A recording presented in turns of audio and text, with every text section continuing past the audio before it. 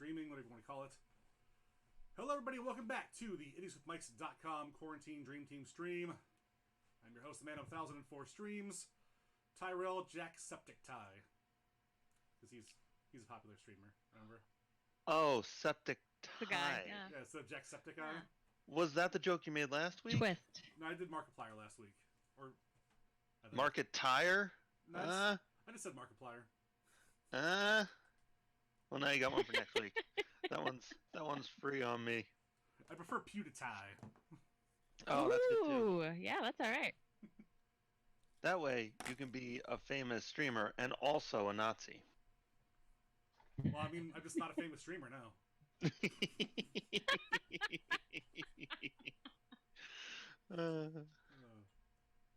Okay, so I guess it's my turn.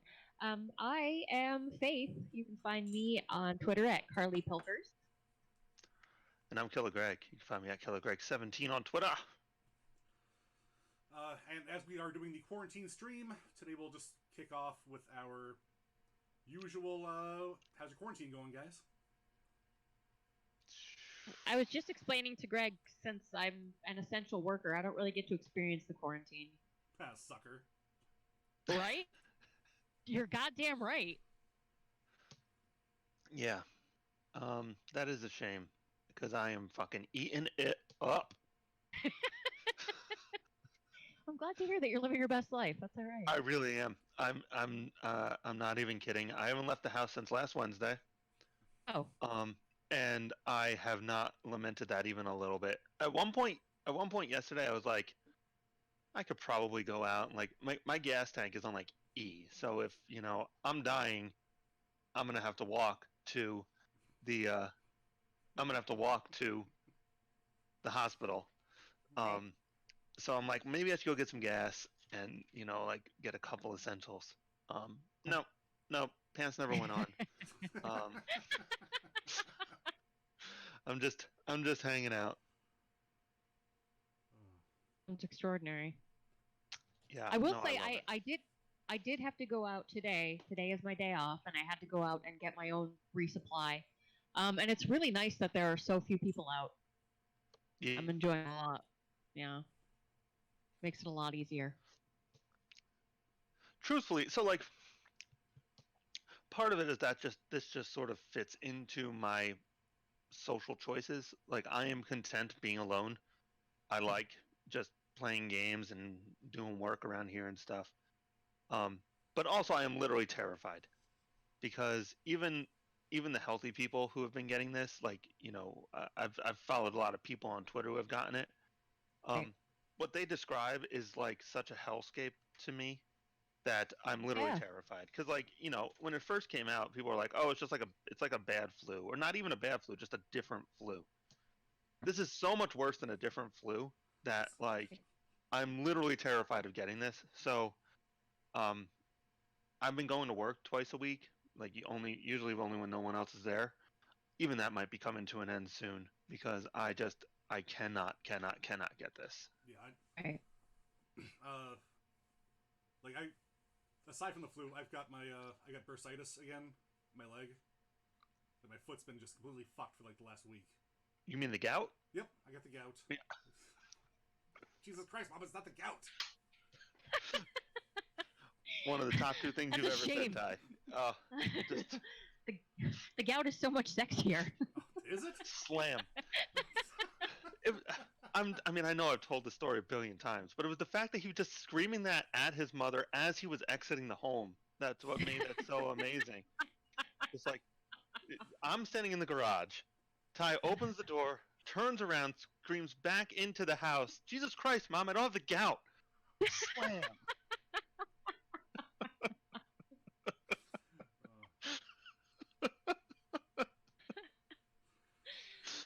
I get Memories. I get tendonitis and bursitis in my ankle and foot.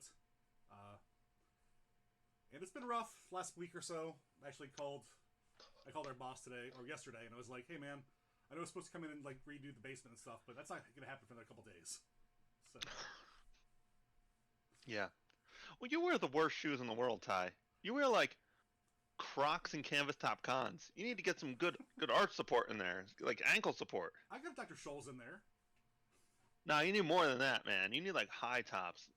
I'm giving you the lecture my doctor gave me the last time I was in there. I'm like, my feet always hurt, and my back hurts, and my knees hurt. He's like, well, stop wearing bad shoes, you dummy.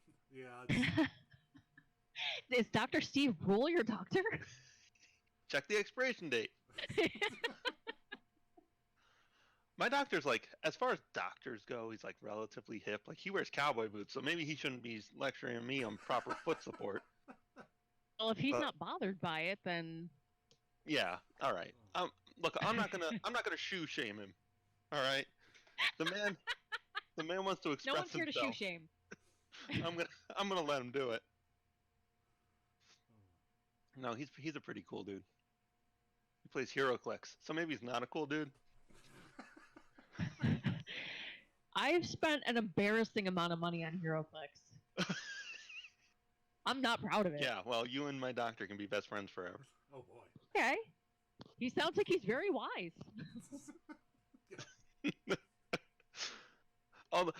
Coincidentally, as good as his information of wear better shoes dummy was, the worst advice I ever got from a doctor was similar. I had really bad stomach issues, specifically when I ate oily things, which is typically indicative of like a gallbladder problem. Did you change your shoes? Yeah, he's like, just change your shoes, idiot. He just has shoe advice. Yeah. So, and I had recently had a friend who had very similar issues, had her gallbladder out. She felt great after that. So I'm like, okay, if my body can't process oils, maybe it's a gallbladder issue. So I went to my doctor and I told him all that. I'm like, here's my problem. Here's what I think it is. Here's what my friend had done. It's fixed. Here's what I'm interested in. And he's like, well, I don't know about that. I'm like, okay. And he was wearing, I might be making this part of the story up. I've never heard of no gallbladder. Yeah, I don't know what that is. That sounds made of, you have the gall to tell me about the body? I'm the fucking doctor here. So he was like, well, I don't know about all that. Here's what I'm going to tell you. I'm going to tell you a little anecdote. My shoulder was hurting me when I went like this. So you to stop doing that? So I went to my doctor and I said, my shoulder hurts when I go like this. And you know what my doctor told me? He said, stop going like this. So if something's messed up with your, if oils make your stomach hurt, don't eat oils.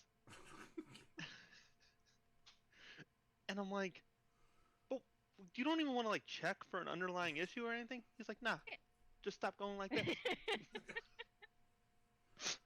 Oh, if you can't, I guess we have video now, but if for some reason you can't actually see me, I'm waving my arm about as if I had a chicken wing. Doing the chicken wing. Yeah, you got to describe the visuals for our seeing impaired listeners. I think what's happened here, Greg, is that you've actually been seeing a shoe salesman instead of a doctor. You're telling me Dr. Scholl's isn't medically cleared? I mean, he's a doctor of sorts, but I don't know that he can treat all your issues. I'm a doctor / cobbler / Yeah.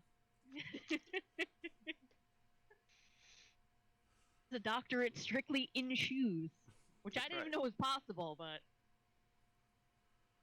Anything's possible nowadays. Yeah. It's that gig economy.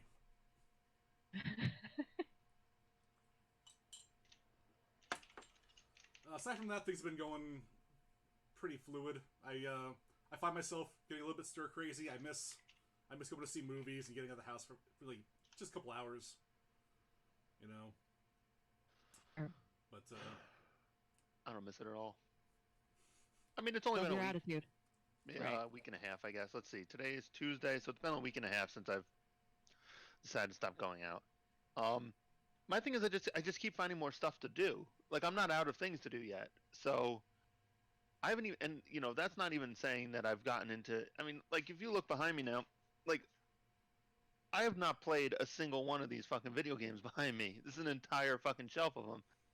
Right. I haven't even sniffed that yet. Like, I still have house projects to do and, like, stuff around the office to take care of and all this stuff. So like until I'm bored, until I'm out of things to do, I'm gonna drink it in. Take Like, advantage of this situation. I the have a problem right attitude. stopping, if that makes any sense. Like especially with work, like I work, I have my full-time job and then I do like a side hustle.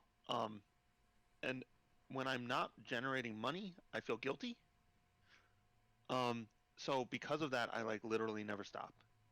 And this has actually provided me an opportunity to stop. Like I work, I've worked my real job for probably 25 hours at home. I've worked my fake job for probably 15, 20 hours at home. That's like a regular work week for me. So now, Right. now that I've actually done all that stuff, I now have opportunities to finally get around to doing all this stuff I've been doing, like watching TV shows and trying to play video games and stuff. So, I like that you call your side hustle a fake job. Like, you're not just catfishing old men online for money, right? no. Ironically, my side hustle slash fake job, I make probably 4 times the amount of money as my real job. Fantastic. But the real job facilitates the side job, so like I can't get Right. rid of the real job. Right. It's a vicious What cycle. do you think? Yeah. Why do you think you feel guilty when you're not working?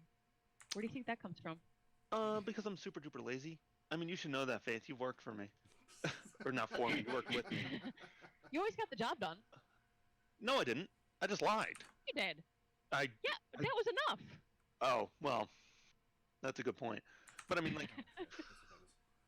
that was the only job I've ever been fired from. And like I couldn't even be mad. It was just like, yeah, I probably deserve this. And Greg is in But a. that was. I will say, at our job, Greg is a Go ahead. very prominent figurehead there. So, like, nothing gets done without him. Well, that's true. Well, Dang. lots of things get done without me, and I throw a fit about it because it's never done the way I want it to. I want it done. Yeah, you're not. I even had to make like a tantrum call last night because I was talking to the owner and he was telling me something another employee was doing. And I was like, well, that's not gonna work. I can't stand for this. So at like 9:30, I'm calling someone. I was like, what the fuck did you do now? Ching around your living room in no pants. It's fantastic. My dick is out and I'm calling you? Come on. This is my time. I was 3/4 done. Now I gotta start all over again. Greg, do you want to pimp your OnlyFans while you're here? OnlyFans. I OnlyFans has got have to be to great say- for chicks who want to show their tits. Money for no good reason? That's I know. fantastic. I'm like, I don't know. I debate. I go back and forth on this because the dude in me is like, if someone wanted to show my dick for $20, they can see it, But at the same time, like I feel like as soon as someone actually gave me $20 to show them my dick, I'd be like, well, I don't know about this. Like I would get instantly self-conscious. Is this worth $20? Yeah. So like my gut, my initial reaction to like these girls who are making money by just like shaking their booties is like, well, that's got to be the easiest job in the world. But at the same time, like I bet you it's not that easy to just like take your clothes off for people. Do it. Yeah. Although at the same time, like there's a difference. I'm going back a little bit now. I really like radio. I really like podcasting, and I was never particularly. Whereas like I like performing. I like the idea that like, I'm cracking jokes, and hopefully somebody out there is receiving our jokes and all that stuff. And way back in the day, I used to do a lot of plays and stuff. Like I've always liked performing, but at some point I got very self-conscious about seeing the people that I was performing for. Like, Dang.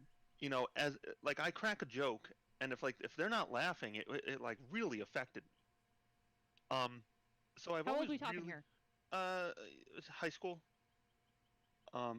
Yeah, like mostly high school. Like I was in a lot of stuff like Midsummer Night's Dream, Crucible, stuff like that. And what radio always provided for me was that one-sided thing. Like I don't see people's reaction, so I can just assume that what I'm saying is funny. And I have to imagine like shaking your ass in front of a person, like a strip club or something, is very similar to that. Whereas like if I'm just like snapping dick pics and sending them out, I can just assume you're liking them.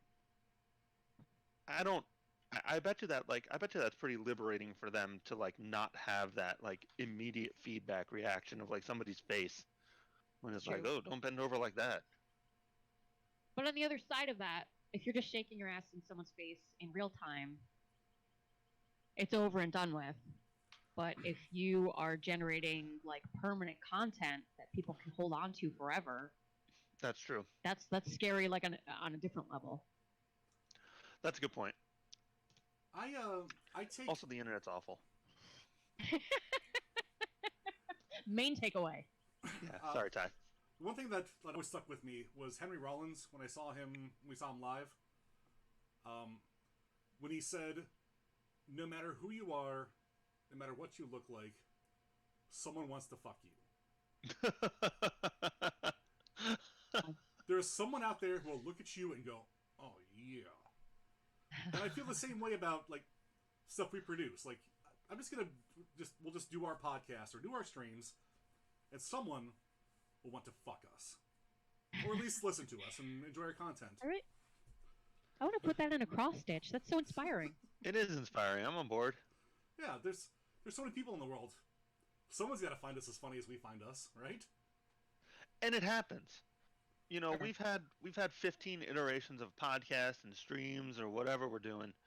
And there's always one. I mean, you know, sometimes there's more, sometimes there's less or whatever, but like we've always had a fan, like a fan or two who are just like really into what we're doing. And you know, I don't think this metric totally applies, but when Ty and I were in school for radio, our advisor always said that, you know, one person calling in roughly translates to 1,000 people who are actually having that opinion, you know. So if like you get 100 calls, theoretically, you know, 100,000 people are having that sentiment at that moment.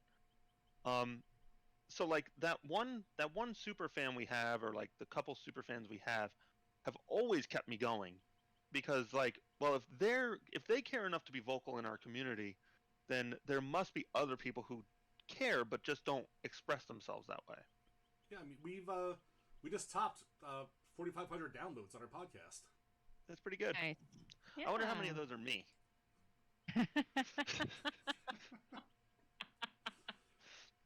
Yes, it is. I'm you. our biggest fan.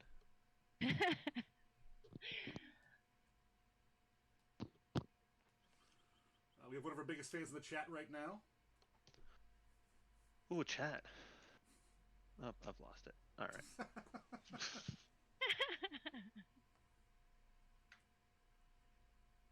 With it through thick and thin. Shut about Hey, many look, times on the podcast. if I thought my OnlyFans would generate money, I'd do that. I'd do that lickety split. For you. Incoming pictures of me naked trying to do a split. Spoiler alert, it's graphic. Probably painful too. Well, for one of us. Watch this 3-minute video of Greg going, ow, it hurts, Why? No, I didn't do definitely this. pulled something. I What? definitely pulled something. Yeah. Why do you $5 want more this? dollars, I'll keep going. Why do you Tips want this? appreciated.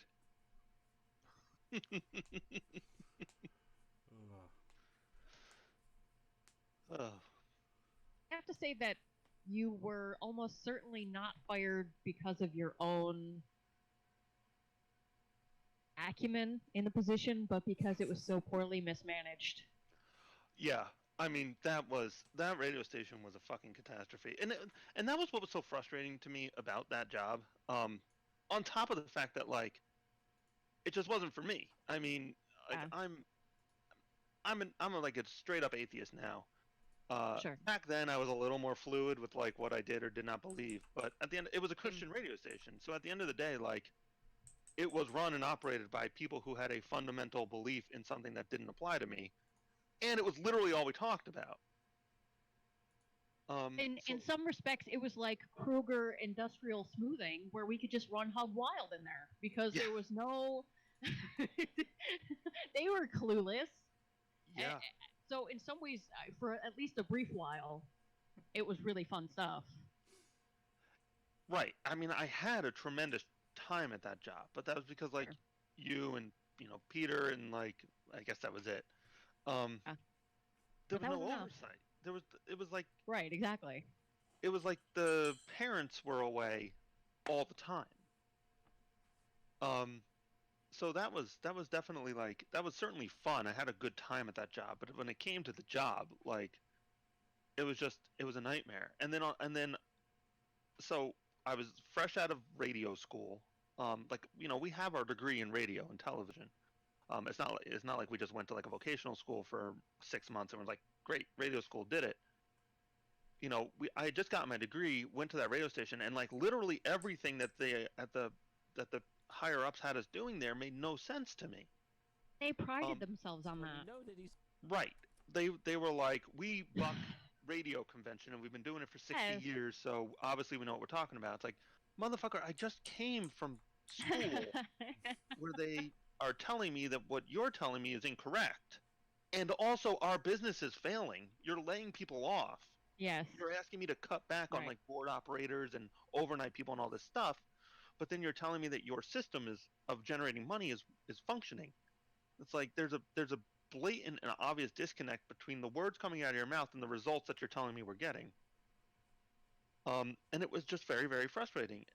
On top of the fact that like I got put into essentially like an executive job there of filling out paperwork and like organizing timesheets and shit. And like I wanted to make stuff. Like what I enjoyed was creating audio and TV shows and producing and all this stuff. And instead, it was just sort of like, all right, buddy, why don't you fuck around with this program for a little while?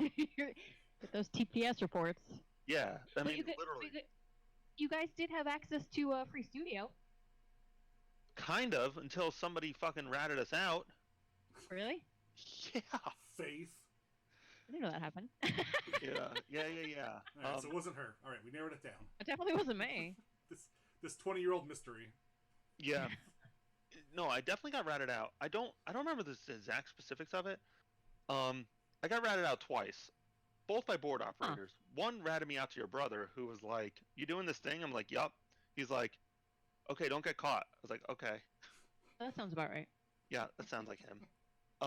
And then the other one was, do you remember Ray, who like was Yes. this super nice old lady to me? But as it turns out, I think she was like secretly sabotaging me for years. Oh. Wow. Yeah, because she definitely ratted me out to like important people, and I'm pretty sure that was like the main impetus to getting me fired. Like, I Wow. think they already didn't like me. The radio station wasn't making any money. I wasn't doing particularly good at my job, but I think that was the thing that was like, maybe we should look more at Greg, that he's not exactly doing what we're paying him to do. Wow. Yeah. And it's a real shame because, like, I go back and listen to our old podcast every now and then. And at this point, that was fucking, Jesus Christ, 14, 15 years ago. Right. And the content was shit, but the quality of the audio was, like, way up there. And it's a shame because now I think we're really, like, leaning into our stride. Like, I think we're making really good shit. And while our audio is fine, I still think our audio is better than most podcasts. Well, It's still like a few people chilling in a living room. I'm gonna mute myself for a second. My dog barks at.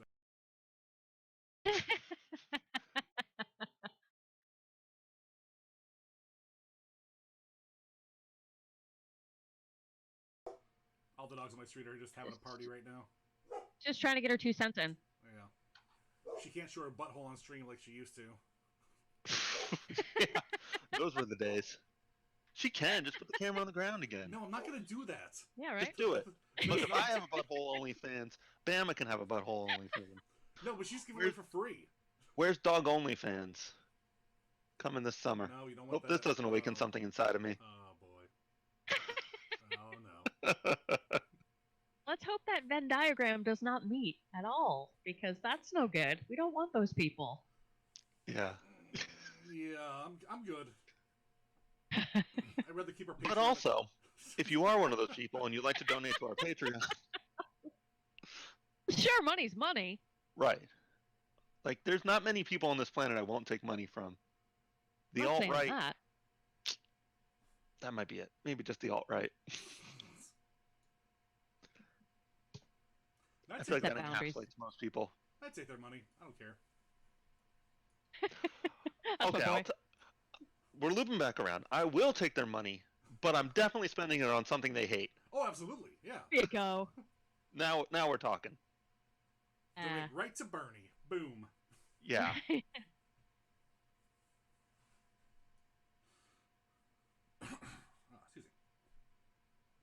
So, any other quarantine updates? I've been playing The Longing some more, which is actually like you might not think is a perfect quarantine game, but it actually is. It's a game. I think I told Ty about this. I don't think I mentioned it on the stream at all. It's a newer game. It takes place over 400 real-time days. Hi. And there were like ways to speed it up, but like barely any. Like, if you like your little character can read a book, but he reads the book in real time. That's the fucking game, and time goes by 3-second intervals instead of 1-second intervals when he's reading. Right. So stuff like that. So like, the fastest you can beat the game is 100 days. Realistically, I think the intent is that you actually spend the 400 days because it's sort of like a test of your endurance in this game. Okay. But the premise is you're this weird little ink man who lives underground, and there's like an old king, like an ancient god king, who decides that he needs to rest for 400 days. And like right before he goes to sleep, he's like, "Wake me up in 400 days."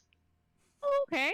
And then the entire game is just your little ink man killing time for 400 days. And there's like it's some exploration, but he walks at a snail's pace. And the game isn't sort of intended to be played in the background. So like what will happen is I'll tell my dude to go to a place, and then I'll work for like half an hour or so, and then when I click back into the game, he'll just be arriving there. It's like the perfect work from home game. It truly is. Like the general idea is like it's basically intended to be played in a minimized state. I think if you're actually like watching the game, you're doing it wrong. But Sure. it is very like it is calming. It's kind of cute for what it is. And the fact that I'm just like at home chilling, doing stuff on my computer is the perfect game to play. That's very interesting. I looked at it and then I thought, I'm not going to do that. Yeah, look, it's one of those types of games that it is either for you or it is not. My recommendation isn't that you play it. My recommendation is that you at least look into it. It is thrilling. I am very excited to hear what you have to say about it. Yeah, I'm yeah. It's just for what it is. It's just very interesting. I appreciate games who try to do something different, and the idea of like a real-time game, which I know has been sort of done in the past, although I don't have a good example of it. But the idea of like a real-time game is like very interesting to me. The fact that you can barely speed up time, and you can only speed up time by doing something boring, which is interesting to me. So I don't know. It's a weird game. I definitely recommend checking it out. Your little character is so like pathetic and charming. He reminds me of Dobby from the Harry Potter movies. He just talks about like how nice his dreams are and stuff. I don't know. It's cute. It's like a cute, weird, atypical game. Yeah, it looks interesting. I'm fascinated by the concept. Yeah. Right. I genuinely believe most people can get as an equal amount of joy reading about the concept as actually playing it. So take from that what you will. I'm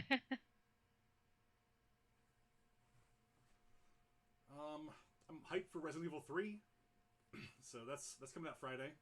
Excited for that. Very nice. Oh yeah, I actually canceled my pre-order. I got a lot of bills coming up, and like again, I haven't played any of these things. Including what's probably right here is Resident Evil 2, which I played an hour of. So Oh, okay. oh no, it's over here. It's right here. So I figured I should probably do one of those before I buy more games. Also, and like I just sort of on a whim went to my Humble Bundle um, library yesterday, and there's probably 400 games in there I didn't even know I owned. Bye. So I should probably tackle those Did you have first. did you have the auto renew on, but you never realized you turned it off? I knew it was on, and like I don't know that the like Humble monthly bundle is the best deal on the planet, but also I don't give a shit about all those games. Well, they don't do that anymore now. Right now you can choose, but I still only give a shit about like 2 of the 10, and usually I already own them. I did the Humble Choice last month, and I got 8 games that I have kind of enjoyed playing. And I still got one choice that I don't even want to use because everything else is just garbage. I was looking at this month and I was like, pause. Yeah. Just So like pause. this month, it's Frostpunk, which I already own. Yep. Pathfinder Kingmaker, which I thought was free. Okami, which I already own. Oh no, that was last month's. This month's is different. Oh, this says February. What is this month? Oh, this is March. Yep, we're in March now. Oh, fun. Until tomorrow. Time has no meaning. No, it does not. How do I look at this? Good for you. Weird.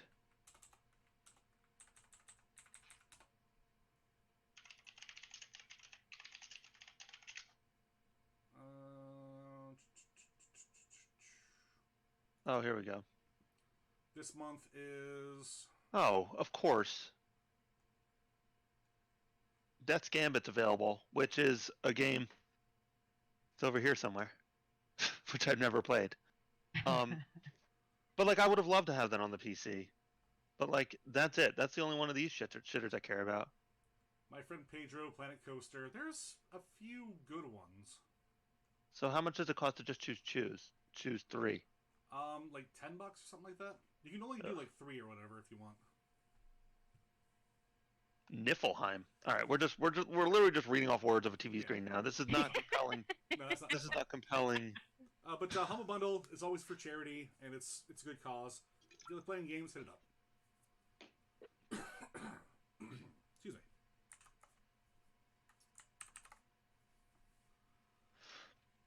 Anything else before a small break and we jump into our lists? Anything else?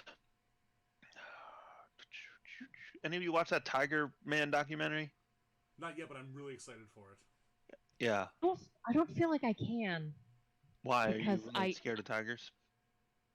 No, nothing like that. I'm just it just seems like it's really evil, and I can't like. I feel like I'll be really bummed out by the way the animals are treated. Yeah, but the animals—that's the whole point of it, right? Don't the animals kill the dude? I don't know. I don't really know what it's about. I say give it a shot. It's supposed to be wild. I know there's a murder, and I know that cats ate something, probably. Okay. Yeah, I don't know. Maybe I thought Look, the cats murdered somebody. All I know, Greg, is that from now on, I want you to write all of the Netflix descriptions, whether you've seen it or not. Hey, I'll tell you what. You know when you click info on your Spectrum or whatever it is, and it gives you like a brief synopsis of each thing. I know the guy who writes those. Oh, Very yeah. cool. What a fun job.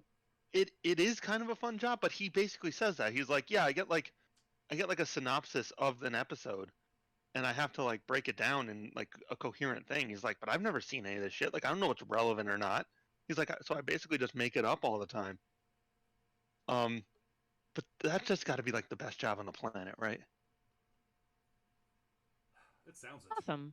He's even got to do the pornos, which is really funny. That is great. Yeah. Oh, good stuff. Wish I had. What? There's another job I wish I had. Yeah. He worked at Nielsen, and then his degree I think is in like English or literature or something. So he had already worked there, and the job came open, and he's like, yeah, I kind of am qualified for this, so I find that pretty interesting. Absolutely. What's going on in the world? I feel I all week I was like, I'm gonna talk about this, I'm gonna talk about this, I'm gonna talk about this, and then what's happening? It's like nothing happened this week. Things have kind of ground to a halt. Yeah. Yeah, pretty much. I'll say that I'm avoiding using Amazon right now because I understand the conditions. And being, an essential worker myself, I want to stand in solidarity with them. They're striking and whatnot. But it has been real tough to not order stuff while Yeah. I'm bored because that's what I normally do. Yeah. I Imagine that's difficult for other people as well. So what is it? Amazon warehouse workers are striking? Yeah, because I guess the conditions just, I mean, They're worse having than to before? keep.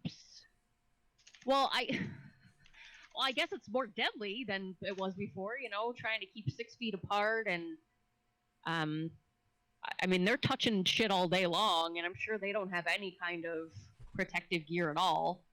Do robots count so, with 6 feet? Could you be like, me, robot, 3 feet robot? yeah, that's probably okay. Is the robot like disinfected? Because Oh, no. that might. We sneeze on Oh them all no, the time. it's a coughing robot. So, When you have to cough, you Why go did over we to- invent this? Yeah, you go over to Rob and you cough right on him, and then Why he did we invent this? keeps on going. Seriously, Drippy, stop dripping. I Yeah, guess that is always this fear, because like I am like 100% pro union. I'm 100% pro worker. Sure. I am, I'm almost against every company. Period. Um, Damn right. but so like I'm proud that these people took a stand and decided to walk out and stuff. But at the same time, like it does, we are at this point, like in the '60s or earlier. If people walked out, that was the end of production. Like there was no other option. Your work stopped. Your workflow stopped. You couldn't produce anymore. Um, robots are so fucking good at stuff now.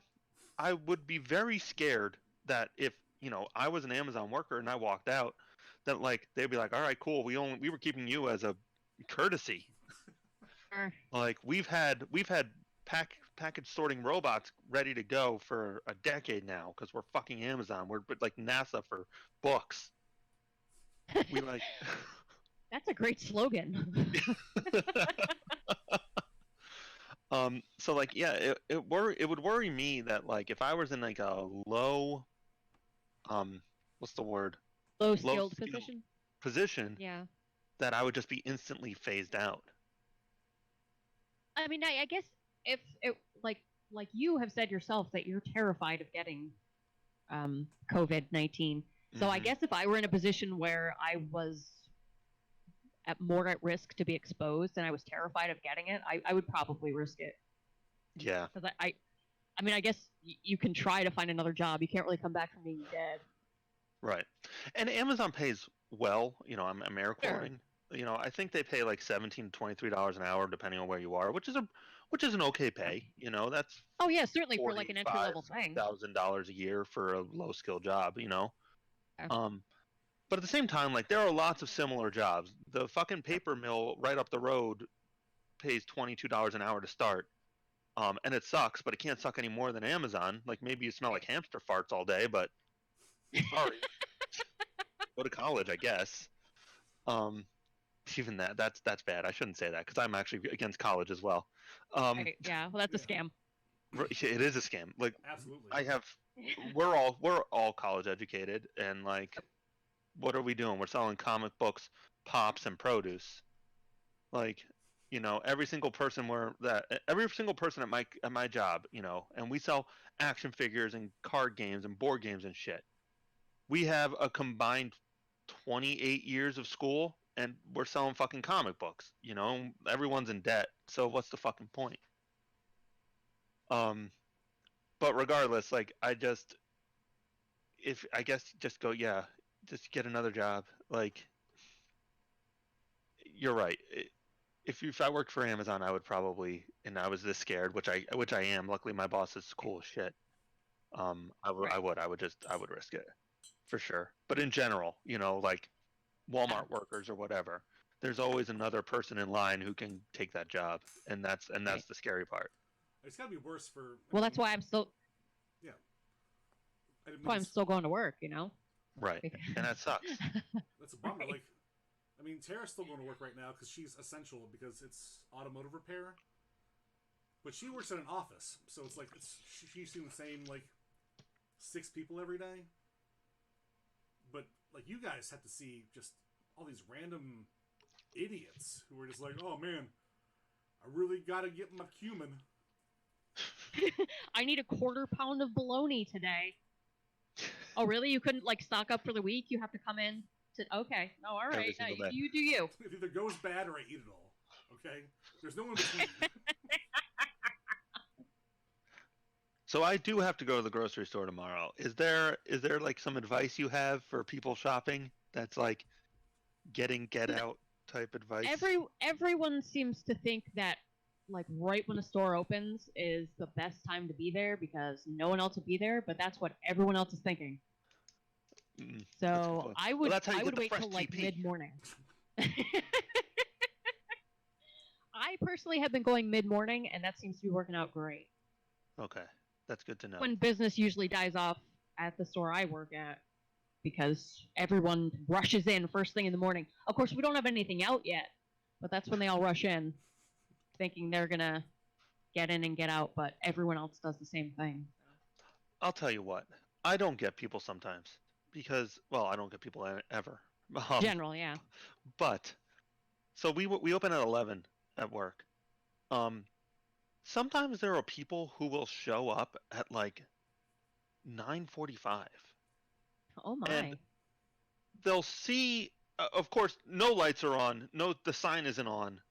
They'll still come up and like look at the sign and then still try the handle, like Press their face against the glass. right, like it's some fucking magic. Today we're gonna be open. But then they just sit there. Like they'll sit in their car for an hour and a half waiting for me to open, and I mean I'm already in Excessive. there. I'm just watching them, but how little do you value your time? Oh. Like just go do literally anything else other than fuck around on your phone and stare at the wall. Like Well, that's nothing new, Like- man. We used to get that when we were working at Game Crazy to Hollywood and stuff. right, but Video it's store guys were unbelievable to me. This is just like a general thing that I notice is that people simply do not value their time. Because we work in a job where we are buying a lot of stuff, and people will. So like, let's say something's worth $10, we pay $5 on it. So I'll offer them $5, and they'll be like, "Well, they offered me $5.50 in Clifton Park. Can Okay. you match that?" No, I can't. I want to pay you this number. And they're like, all right, cool. And then they'll like, as if to show me what's up, they'll like hastily gather all their shit and then they'll leave to, I assume, go to Clifton Park. But Clifton Park is 35 minutes away, which, that's an hour and a half trip. It's probably 4 gallons of gas, which is $8. Not to mention, you're going to take it's 35 minutes down, plus whatever time you're going to spend in that room negotiating for your 50 cents, plus your half an hour back. It's 2 whole bits, goddammit.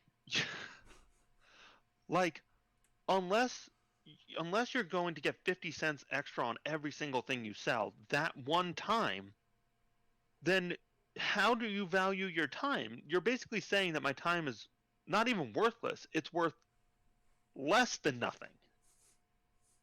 Just take my $5 offer and call it, man. Like, you have to be the dumbest person on the planet to not understand that, like, you're going to accrue costs to not take this offer. Maybe it's personal, like they just don't want to give you the satisfaction. Well, I think that's more it. Like, joke's on them, because that literally does not work for me. no, I get it. I'm on your side, Greg. They don't know who they're dealing with. Right. There's no one ever gets one up on me. Last week we were open. our boss was like, guys, pay bottom dollar on everything. Because we're going to be closed. We're not going to make any money off this stuff. So people came in, it was like, yeah, I mean, I'll see what you got, but I'm giving you like nothing for it. And people are still like, yeah, all right. Okay. Most people don't give a shit because, and like, you know, I criticize GameStop for this because I'm not an idiot. But at the same time, I have to praise them a little bit. People, like major chains like GameStop, have told people that their shit is worthless. Like, yeah, you paid $60 for this a week and a half ago. I'm gonna give you $8 for it. So like, people just accept now. Most people accept that they are not going to get stuff. So when they come to me and I offer them 20 on it, which I'm still going to make great money on, I look like a fucking hero because GameStop offered them 8. But at the same time, like, some people just like to play real hardball with their bullshit. And even when you're completely honest with them, they just don't get it. You really have to Pawn Stars them. Where it's like, yeah. It's like, what do you want to get out of this? It's like, they never know. I looked it up at eBay and this is worth $60 there. It's like, well, I'll give you 25. Because I still got to put this out. I got to make my money back on it. It's right. business, I have to pay somebody to clean your bullshit Nintendo because it looks like you threw it in a trash heap. And they did. I have to pay my eBay fees. I have to pay, you know, for the supplies to clean it. I have to pay for all this shit. So by the end, I'm going to make $3 off this transaction. Bring me something nicer, bro. We'll talk then. Right. People don't understand that at all. They don't understand like the context of their situation. And it is infuriating. It's like, yes, this one is worth $100, but it's in the package, no crinkles, like never been touched, perfect condition. Yours has a literal pile of poop on it, man. What am I going to do with that? That's not worth $100. It doesn't add value. Did you dip this right into yellow paint?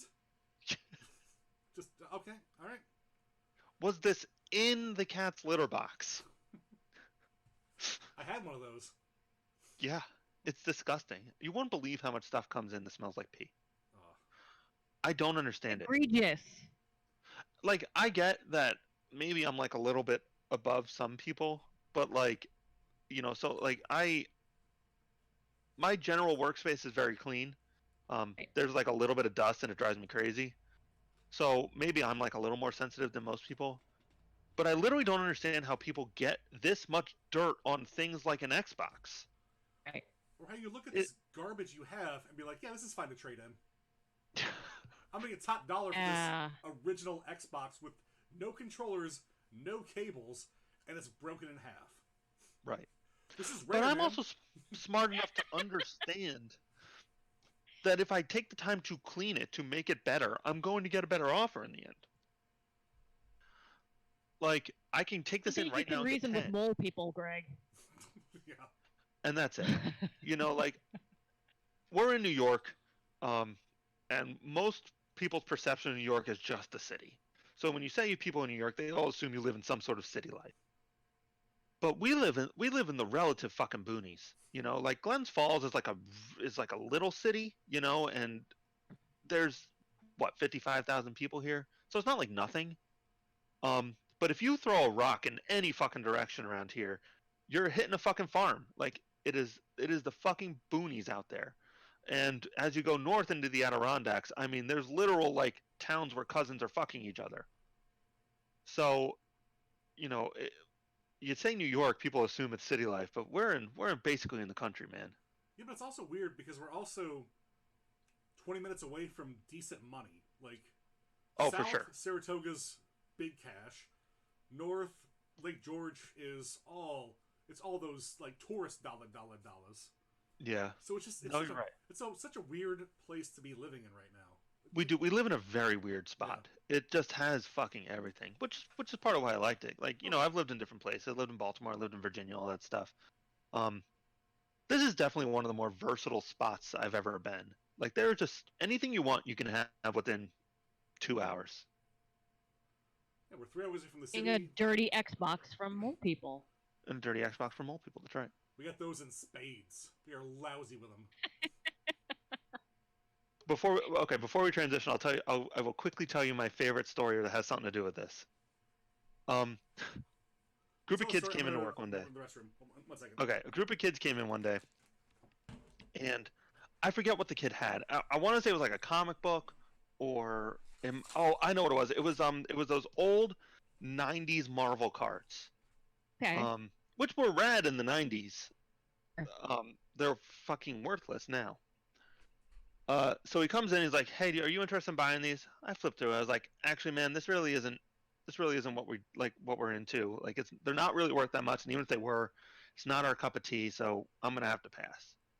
And he's like, "Well, how about $10?" I'm like, "No, That's a pretty big jump from nothing. just wait." I was like, "No, this really isn't worth anything to me." And the thing is, like, a lot of these things, Pokemon cards, Magic cards, video games, comic books, a lot of them are tied emotionally to these people. Like, Sure. this was my comic book collection when I was 8. I found it in the attic. I'm hoping that, like, I can get some money out of this. And if not, like, at least I'm hoping that, like, something I love is worth something. So a lot of times you really have to use kid gloves. You can't just be like, this is bullshit. You got to get rid of it. This is right up your alley because you are. Yeah, I'm the king of kid gloves, right? Um, so my gut said that this teenager, he was probably like 16, 17. Like, these were his Marvel cards from when he was like 4, 5, 6, sometime in there. Okay. So I'm trying to be as polite as possible while still telling him that these aren't worth anything. So I was like, nah, man, $10 is still probably more than I want to spend. Like, these are cool. And, maybe somebody out there is like into them, but they're not really worth anything to me. And he's like, well, what should I do with them then? Like, real indignant at this point. So, like, you can't outsass me. No, seriously. He's like, what should I do with them then? I was like, well, do they mean something to you? Because now I'm trying to suss out how honest I can be with him. I was like, do these mean anything to you? Like, do you like, would you be really upset if these got destroyed or anything like that? And he's like, no, I don't give a shit about these. I was like, all right, cool. I'd probably throw them away.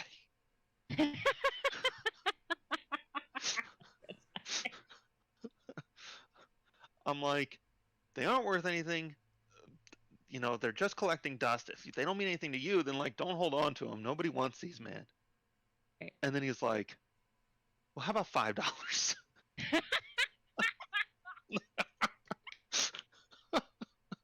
Tremendous.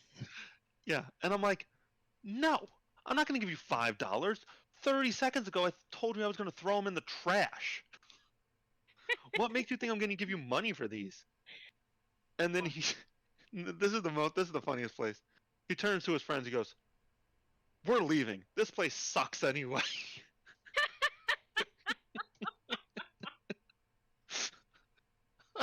Amazing.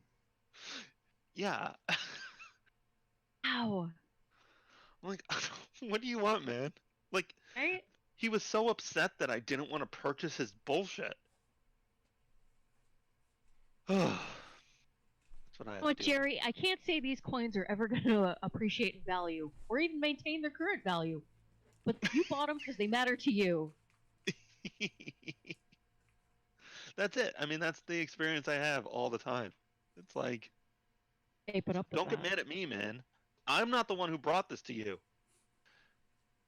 Could you imagine if I just showed up at your house and was like, please buy this pile of garbage? And you're like, no, I don't want your garbage. And I was like, well, fuck you. And I just throw a rock through your window. Right. Thanks for being a douche. Yeah. How dare you? I Fucking brought give you me this that one. prime garbage. You're going to tell me you don't want it? Unsolicited, I unsolicitedly brought you this trash. Fucking asshole. Molotov. Smash! What choice do you have? Yeah. So you guys need a break, or you want to jump right into our top 5 list of the week? I could use a Good, your drink. call, Greg. I could use a drink. If you want to keep talking for like 30 seconds, that's fine. I'll be right back. We'll take let Greg go for a second. All right. What else has been going on in my life?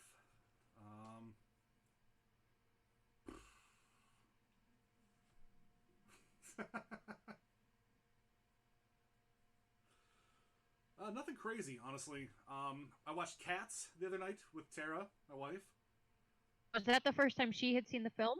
Yes, she loves the musical. She saw it when she was younger on Broadway, maybe on Broadway or off Broadway. Loved it. It's an institution for her. She was mortified. Really? Yes. I'm very excited Interesting. for all of us to figure out a way to watch it together because Like the more reactions I hear, the more excited I get to see it myself. she Yeah. was like, did you rent it or buy it? I was like, oh, I bought it. You bought it, Ty? Where did you buy it? Did you digital buy it? Yeah, on Amazon, yeah. Oh, boo. I want that physical copy rotting on my shelf. Just giving the fucking side eye to John Wick. Displayed. Yeah. Why do you have only Cats on that shelf, Greg? I can't tape my other DVDs. Can't do it. Yeah, I'm so hyped to see it again. But I mean, you had a reason with Tara, but I really want to see it with you guys. Oh my god, I think about that. I think about that constantly. I really do. As weird as this sounds, I literally don't know if a movie has sat with me as much as Cats has, maybe ever. I do. I literally think about that movie once a day, minimum. I can't explain it. No, you won't. You can't explain it until you see it. I had lost it until I saw it again, and once I saw it with Tara, I was still humming the tunes afterwards. I have a little bit of a better idea of what's going on, but it's still just a nightmare.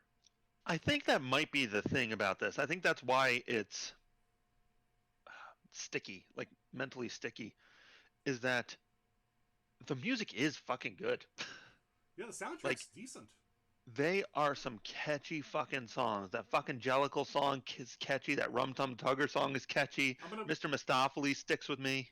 I'm gonna put that would make sense as to why it's so popular. I'm gonna put this caveat out there. Every other song is good. Sure. Because once you get Rebel Wilson, Jenny Anydots like bebopping and scatting around, eating cockroaches, that sucks hard. But then you think it would suck less without the visuals? No. That's a bad song. That's definitely not a good song. No. And then you got James Gordon being a little like, oh, I'm a fat cat. Burp, burp, burp. I'm also British. Burp, burp, burp. Watch my show. Pass on that one. was that number in the original? It actually wasn't. Yeah, that actually is true. It was not in the original. It was like he was like a side character in a song. And then they were like, no, let's get James Corden and let's give him a whole song. Oh, it's so confusing and such a nightmare of a show. But yeah, that's been in my head a long time since I've seen something that's haunted my dreams, so I'm pretty excited. It literally did haunt my dreams. It might be like the scariest I had movie Cap's I've ever dream. Seen. Yeah. I got one song like stuck in my Giddy. head and couldn't sleep because of it. Oh wow! Really drive you to madness? It was I mean, power. That's power right there. Trying not to be hyperbolic.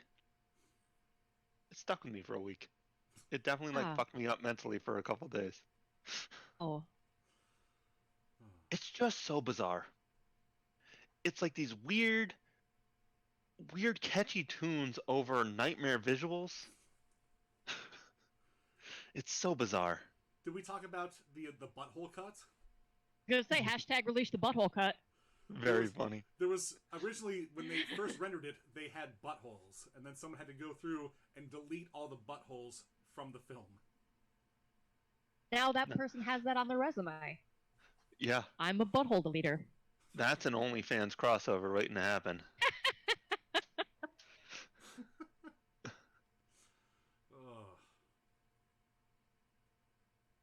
Snyder cut, butthole cut. Let him go. It's quarantine time. Let's do it. All the cuts. Release all the goddamn cuts. We're ready. I would like to see the Snyder cut. I'd be interested. I would. For context, because I'm not a crazy person. Well, I am a crazy person, but situationally. For context, Right. I am not one of those people who think that like the Zack Snyder vision for Justice League is better. Like I don't think that they like that the studio castrated Zack Snyder's vision and that somewhere out there is a better version of that movie. I think it's the exact opposite. It was a masterpiece until Joss Whedon came on. Right. Which is what, internet idiots truly believe. That's why they want to see the Snyder cut. Sure. I want to see the Snyder cut because I think all his movies are like total trash, but I am fucking there for it. Like, other than Sucker Punch, I don't think I've actually disliked a Zack Snyder movie. Good, bad, weird, in between, any of that. Like, they're all fucking bizarre, but I'm into it. Yeah, man, that Sucker Punch is a weird one. I really hate that movie, and it's just like a real shame because I was ready for it. Like I was excited for that movie, especially after 300 came out. Yeah. Zack Snyder's had a weird career. He did I'll that. agree that I doubt it's fucking awesome. I'll agree that I doubt it's a better version of the movie or whatever, but I would like to see the original vision. Yeah. So I can have something else to bitch about. I don't really know why. I'm just curious. And don't get me wrong, I fucking like Justice League. I love all those DCU movies. They're bad. They're not good movies, but there is something about them that resonates with me. Especially Batman Superman. Like, I really like that movie. I don't.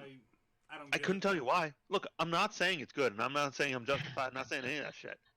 There's just something about it. Like, it's so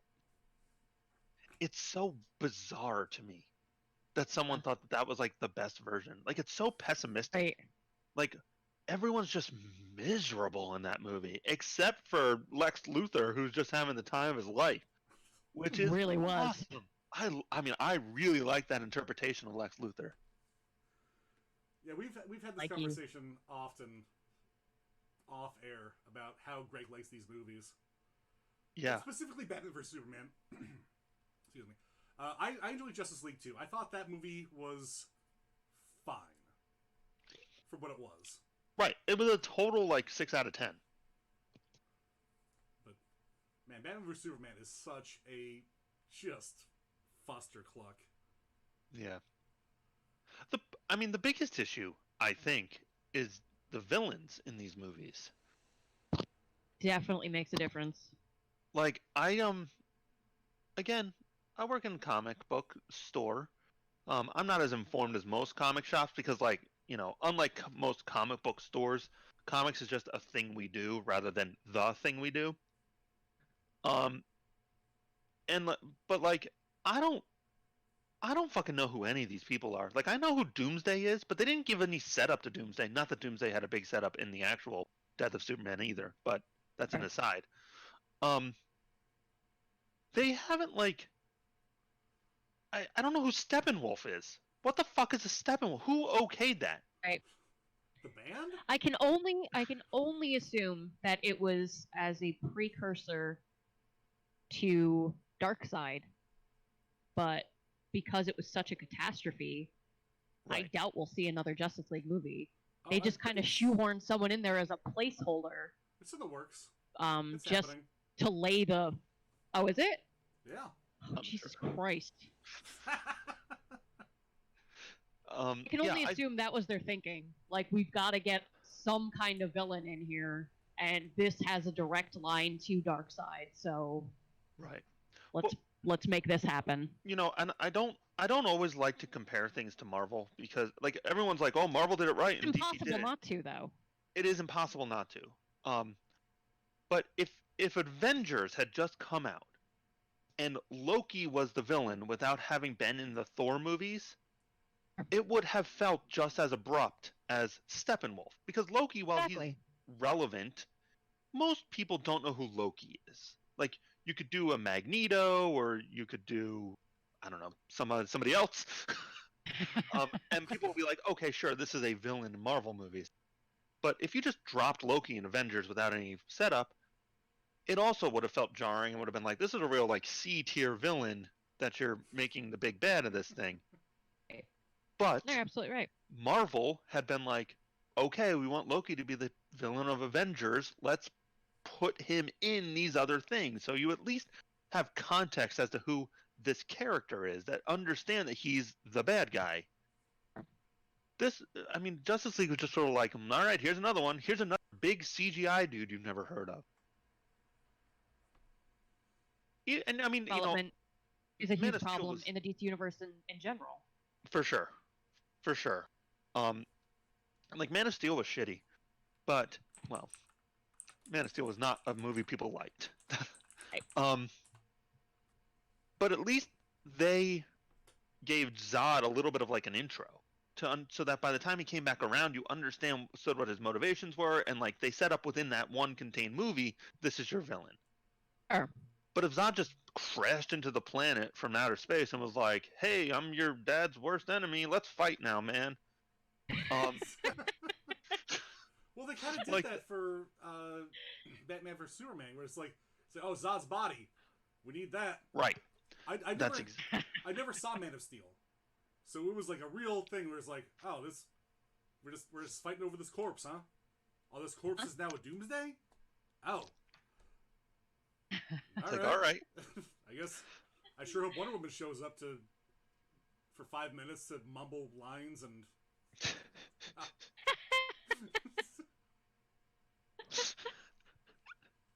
Does it? The thing we need to do is we need to make sure that the justice prevails. What?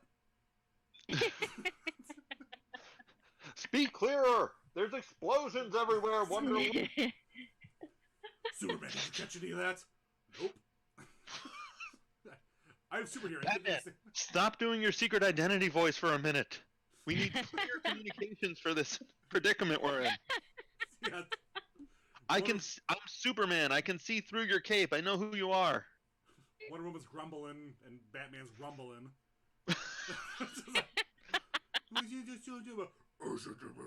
Guys, everybody calm down for a second.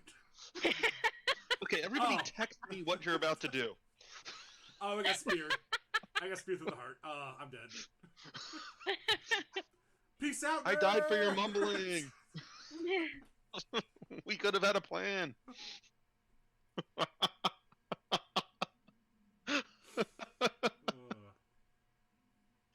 Oh boy. I think that note is a great way for us to transfer over to our top 5 list of the week. Our top 5 worst fictional characters in any medium. This was harder for me than I expected, to be honest with you. Agreed. It was pretty tough. I did a little bit of winging it, but I stand by my list. I'm pretty happy with it. Revised my list many times. As always, we'll go through honorable mentions last. That way, no one's gets spoiled. Who would like to start this week? Started last week. Go ahead, Greg. Okay. Boy, I'm getting blasted by the sun right now. Yeah, Sorry to my pixelated body. The sun has never once come through this window. So, of course, when I'm recording something, it's just fucking me right now. I don't even know what to do about that. All right. My number one. This really was hard, by the way. I'm not thrilled with my list. This is like the exact opposite of my list last week, which was 5 very specific personal things. This is just like 5 generic obvious answers. So, All right. A+ on that.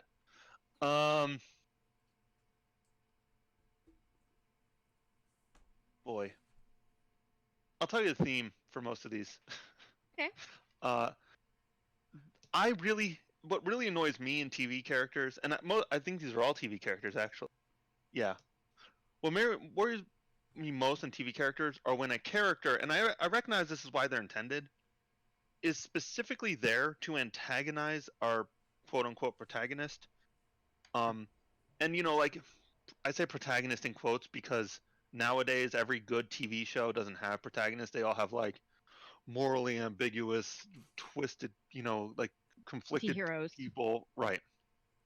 Um, but like I like these characters when they can just be themselves, and every TV show seems to have like a character specifically designed to antagonize them. And I know that's their purpose, but some are just so much more egregious than others, and I just can't stand it. And even if that's written for the purpose, like I'm playing into it. So just be aware that I recognize that most of these people on my list are intended to be insufferable. All right. So my number one is Betty Draper from Mad Men. Have you guys seen Mad Men? I have Some not. pieces. All right. So Mad Men's phenomenal. Uh, but Betty Draper is Don Draper, the main character's wife in the first couple seasons. They eventually get divorced. Spoiler alert. Divorced. Spoiler alert. But like, she has every right to be insufferable. Like, she is a housewife in the '60s whose husband is like never home, indifferent towards the children, a philanderer. On top of that, because he's a hip new dude, um, he's smoking weed on his breaks and stuff like that. Like Don Draper is an asshole, but he is still the character that he's still the protagonist of that show. And like for him to go home and just have a fucking insufferable ass wife who's just nagging him all the time and is like complaining and is just sort of she's just unlikable. Right. She really fucking drives me crazy. Well, I have to agree that I hate, like, as you said, obviously there are certain characters who are designed to the protagonist in some way, shape, or form, but I hate when it's so obvious. Give me something more out of that character. Right. And like you'll see that in my honorable mentions because like all my honorable mentions are characters from one series that I fucking hate. But like it is literally the point of each one of those characters to be the antithesis of the protagonist. So I'm going to give them a pass because that's just the nature of that show. Whereas like Mad Men is more about internal conflict as opposed to external conflict, and she just sort of embodies external conflict in that show. So there you go, Betty Draper, insufferable prick number one. Before we go any further, there is a debate going on in the comments where Stone Cold Steve Austin is the one good anti-hero. Stone Cold Steve Austin is not an anti-hero. He is an everyman hero. He's every man who wants to kick their boss in the dick and then slam their head down on his shoulder. He's a hero to all, not an anti-hero. Unless you're a Vince McMahon type. Are you a Vince McMahon type? You better not be. I actually might be a Vince McMahon type. So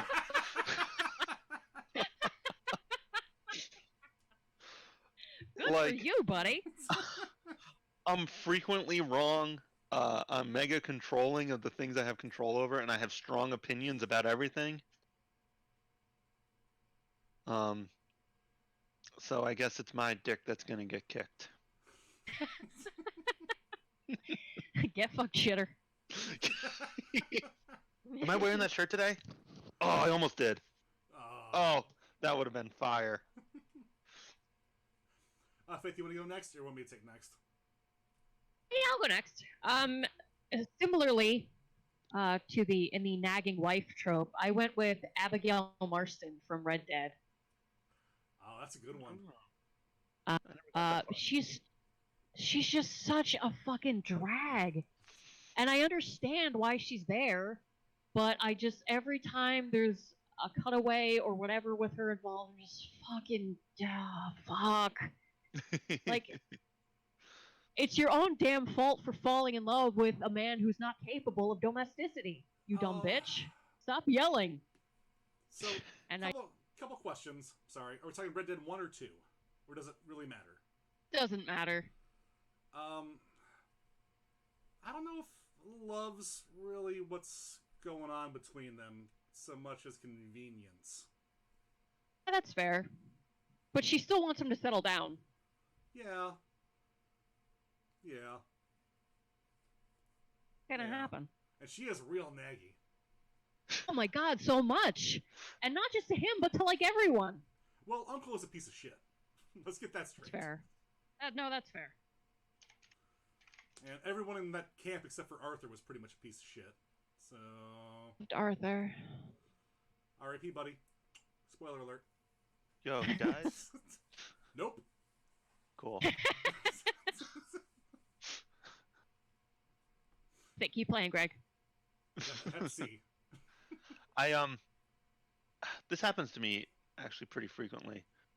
I bought that game. I was super hyped. It took 18 hours to install. So by the Jesus. time I actually got around to playing it, it was like midnight. So I played it for like 2 hours. And then I literally never went back to it. The install time for games nowadays, and old man screaming at clouds, it is literally prohibitive to me enjoying games. And I do the best I can, but games frequently come out on my days off. I get them, I install them, but by the time they're actually done installing, my gusto for that game is over, and I can't be excited. Whereas, like, if I could just play that game, I would have played it all day, and then I would have been invested. But the fact that I only get an hour or two at most for these like intense long games, it abolishes my desire to continue playing the game. I love Arthur so much more than John Marston. Oh man, I wish I could just reload my save. But John's fine, and I understand. But Fine, but once why, you get to know Arthur, you're like, John's a piece of shit. Why did I wish Red Dead 2 came out before Red Dead 1? It's such a weird thing to do. And then we play as Jack after 1, and it's just He beats Arthur. Poor Jack. He just needed a better role model. Although he did write books, as we see in Grand Theft Auto. There's actually books by Jack Marston on the shelves in Grand Theft Auto 5. That's funny. Cool Easter egg. Yeah, it's neat. So he lived his life, became a writer, and then went back to get revenge for his pops in the first game that we caused in that we don't even see, because we need Red Dead 3 to figure out what happened before Red Dead 2 happened. We'll probably play as Dutch, and I'll just wait for the cops to show up and let myself get aced. Those games have a good narrative, though. No, yeah. Marston's wife, Abigail Marston. I hope you regain your enthusiasm at some point, Greg. I'm hashtag quarantine dreams, right? This is Quarantine dreams. Yeah. It's definitely high on the list of like things that I plan to do while in quarantine. Look, guys, I'm way serious. I want this to go so far past May. Oh, don't I want to be quarantined until like July. I wouldn't worry about it. Yeah. As long as I can still continue to make money somehow, I'm like 100% team quarantine. Those fucking spring break will make sure that happen, bud. Don't even worry about it. Well, but I also don't want to die. So, Yeah. I want it to continue to be bad that we have to stay inside, but I want it to also continue to progress so that people can look how good staying inside's doing. What kind of germs can get through on hot delivered pizza? That's all I'm saying. That's real close to home. I'm not gonna lie. I was fucking desperate for a pizza yesterday. Avoiding ordering out right now? I don't want people coming to my house. Hey, I don't know. I don't know how everyone's dealing with things. So I'm probably okay with it, thinking about it in the abstract. The girlfriend's a little more worried than I am about that kind of stuff, and I can't. Sure. I don't have a strong enough argument to tell her that, to ignore her opinion of it. So I'm just going to go along with what she thinks. And her opinion is let's not order food. So definitely willing to abstain. Sadly, I guess sacrifices need to be made Yeah. to work with no pants. So yeah, to play Red Dead 2 eventually. My Hey, number, Ty. my number 5 went to everyone's least favorite character. It's Ted Mosby. Fuck Ted Mosby. I saw his name on a lot of these lists. It never bothered me that much. I don't know if I know who Ted Mosby is. How I Met Your Mother. The Oh. main character. Okay. Ted was Yeah, fine. it's a show I didn't really watch. Ted was fine. Until he wasn't. Okay. You know, I would, like, How I Met Your Mother was, like, my mid to late 20s. And Ted, I saw a lot of myself in Ted. But Ted is an idiot. He constantly does everything he says he doesn't want to do. He proposes to, like, 3 chicks that are about to get married, ruins one of their weddings. Like, he's a villain on a lot of things, and because he's the narrator, everything's all like, oh, it's so cute, and meh, meh, meh. But no, he is a weirdy beans and needs to be locked up. Tase Ted Mosby. Hashtag tase that motherfucker.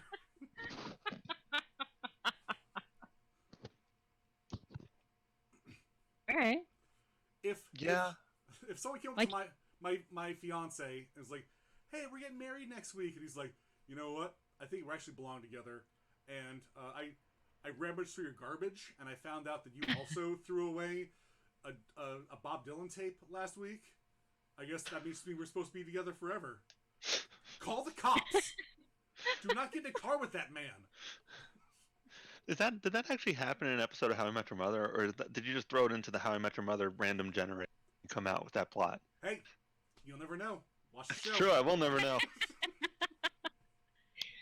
It sounds I don't know. plausible I'm kind of digging deranged hobo energy. Yeah. Works for me. I don't know. I have mixed feelings about that opinion, Ty. You're right. Like, oh boy, I don't know. Well, let me quantify it by saying, like, the last half of the series. He's fine until about season 4.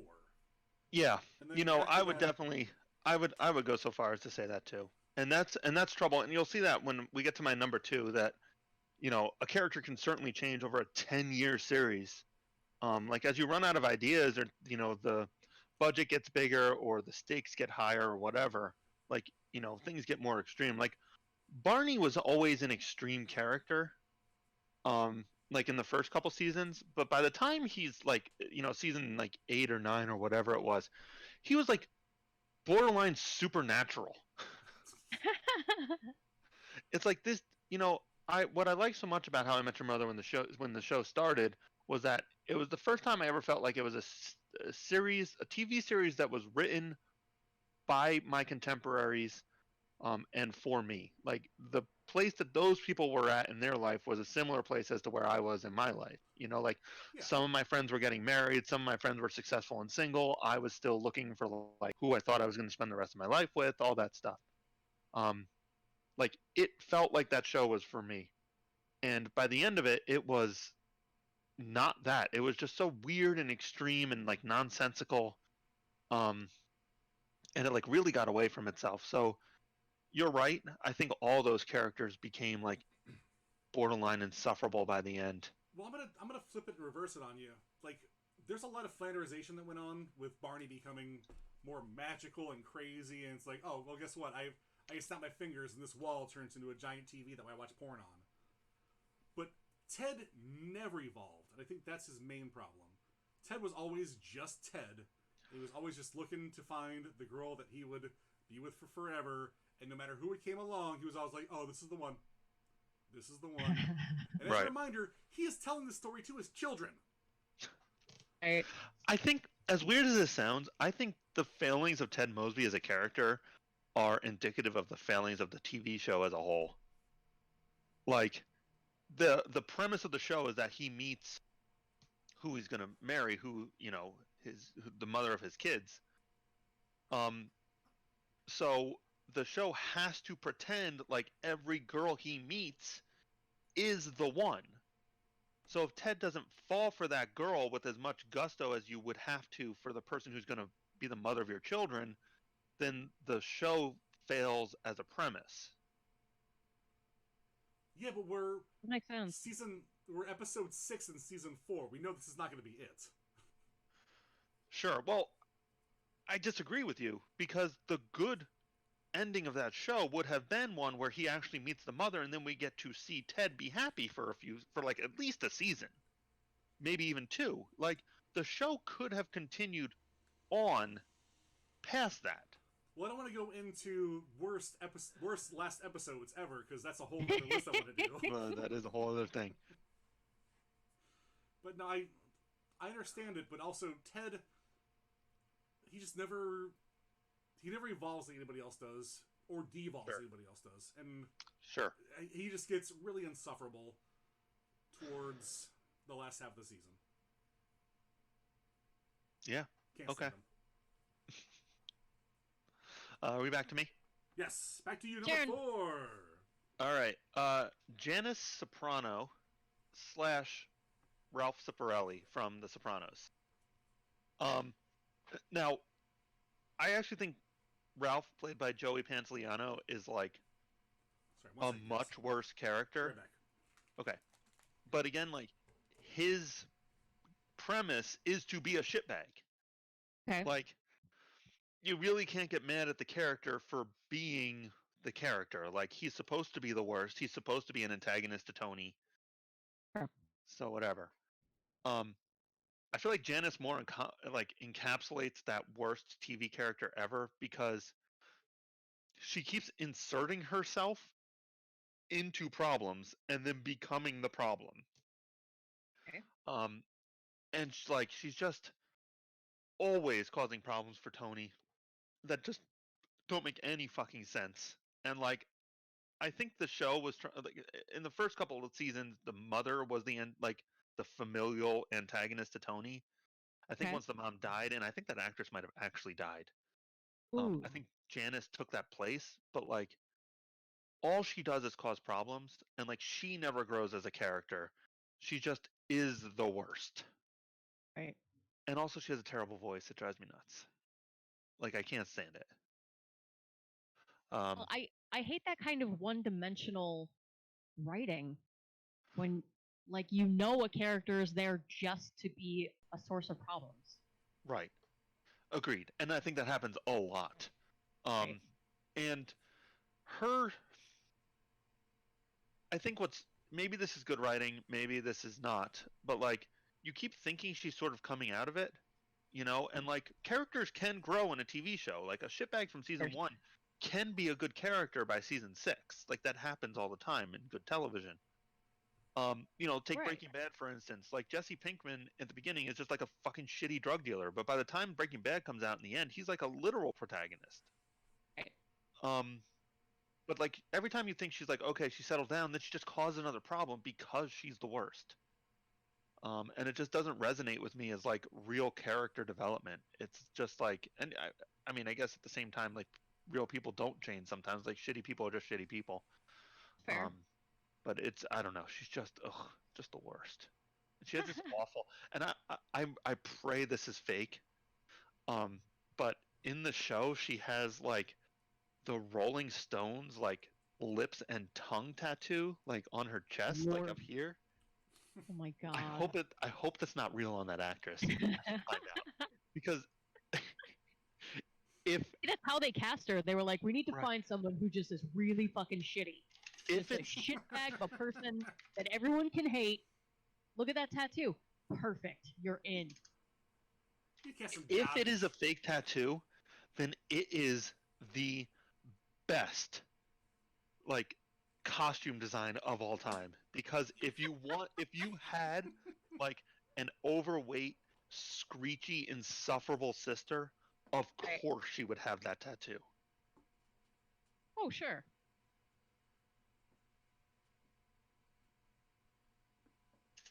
My That's all I number got. 2 Yeah, is number Quake. four. Number four. Four. This is like a Four. My bunch number without 4. me. I'm sorry. Specifically from Agents of Shield, because I literally stopped watching the show because I could not take her anymore. Oh boy. I was so excited for the Agents of Shield show because I really loved Coulson. And I was excited to see. 4 is Quake. I don't even know what that is. She was Daisy, and then she became Quake when she realized she had all those Inhuman powers. Oh, was it Sky who turned into Daisy who turned into Quake? Yes. No, fucking. Yeah, that ruined it for me too. Right around that season was when I stopped watching. When they had the Inhuman compound, and it was like, well, I guess I'm like, I went from hacker to hacker with Earth powers. Hard pass. She was fucking terrible. Yeah, once they started like centering the entire show around her, I couldn't. I don't care about this person. Stop shoving her in my face because I hate her. I want more Coulson with his crazy robot hand. That was fun stuff. And his dope I want car. more. Right? I want more Fitz and Simmons and all their weird, quirky cuteness. Gotta pour one out for Fitz. That's for sure. I want more Agent May kicking people in the face. That's always good stuff. But I don't care about Sky, Daisy, Quake. All her falling in love every single season with someone new, and I want to be part of a family, but I don't want to be part of a family, and I just found her insufferable. I don't know if she's any different in the comics, but in the show, she was just garbage. Nothing matters between shows and comics and movies anymore. That's just how it works. True. That's true. That's my number 4.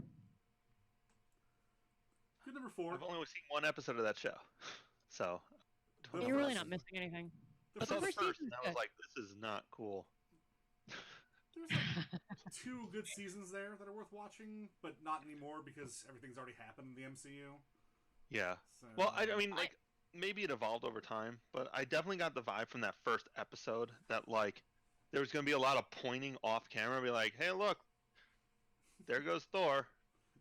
I would say definitely at least watch through Bill Paxton when he comes in. Bill Paxton's in that show? Yep. Yeah. Oh, shit. I love me some Bill Pax. Oh yeah. Right? I would say watch it till then, and then it just drops off considerably. He's dead now, right? Yep. He died like shortly after making that. We literally just had this conversation off screen. Oh, really? Yeah. Boy, I love Bill Paxton. Your number 4. My number 4. I don't want to dig too deep into the DC EU here, so I won't. My number 4 goes to young Anakin Skywalker from Phantom Menace. Oh, yeah. Good pick. Yeah, that's a good one. That's strong. Oh my god. What, are you gonna go to Kurushkin? Coruscant. Cut. No. He never said cut.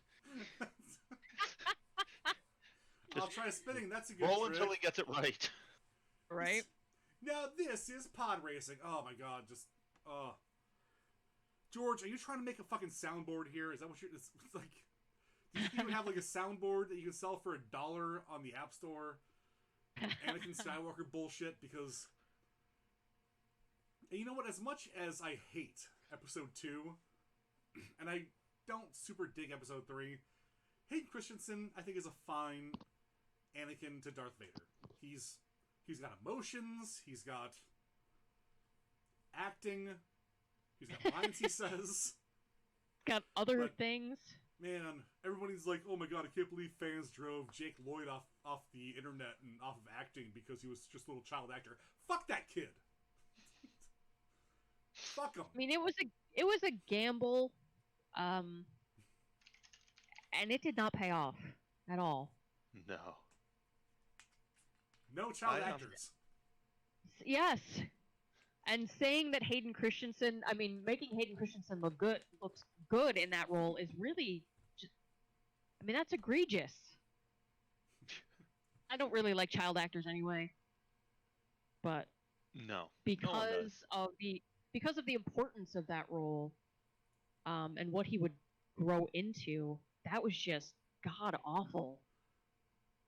I think cast a whole pall on the character. I think so. Those movies are bad, and I don't think making any one change would change the fact that they are bad. But I think if I were to make one change that would affect all of it, it would just be to make Anakin older Sure, of course. in both those movies. Like Of course.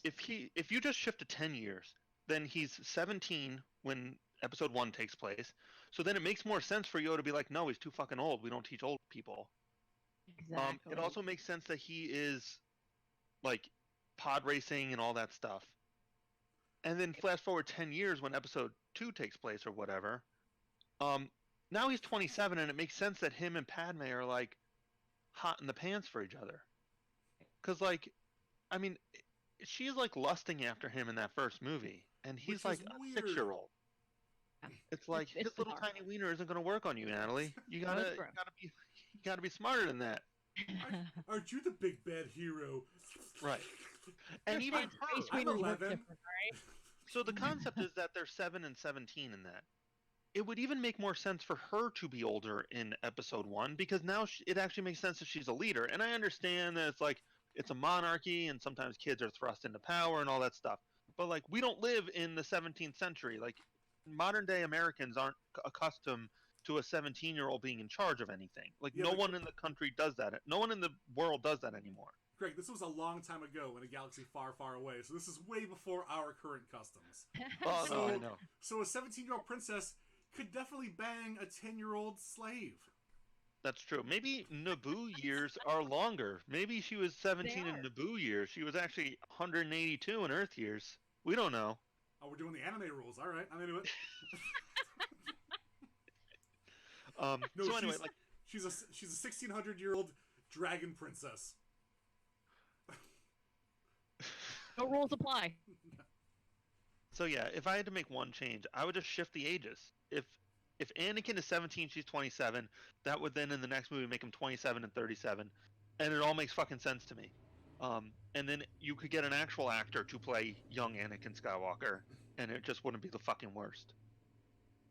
Made it a lot less insufferable. Yeah. Absolutely. Or just use Hayden Christensen the entire time. They used Natalie Portman the entire time. Right. Just make them the same age. I don't care. I'm fine with that. Heck. Man, ugh.